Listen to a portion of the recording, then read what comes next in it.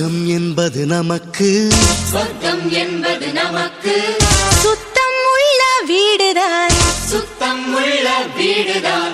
சொர்க்கம் என்பது நமக்கு சுத்தம் உள்ள வீடுதான்.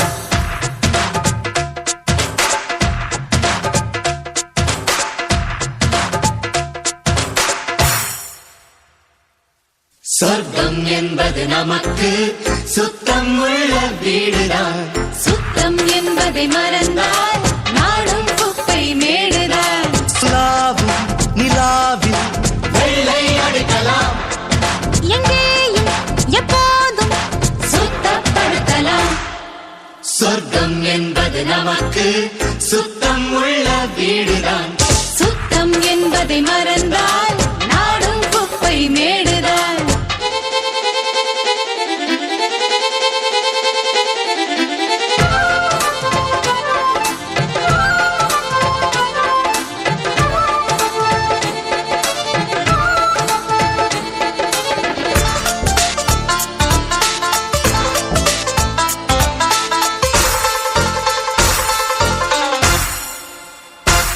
குளிக்கும் அறைக்குள் கெட்ட கெட்ட வார்த்தைகள், படிக்கும் மனத்தில் என்ன ஆசைகள்.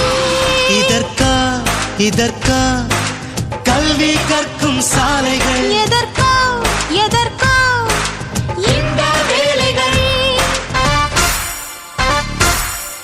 மேதையாக வந்த பக்கம் உதயேற மாத்திரை. சொர்க்கம் என்பது நமக்கு சுத்தம் உள்ள வீடுதான்.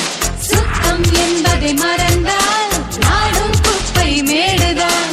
உலாவும் நிலாவில் வெள்ளை அடிக்கலாம், எங்கேயும் எப்போதும் சுத்தப்படுத்தலாம்.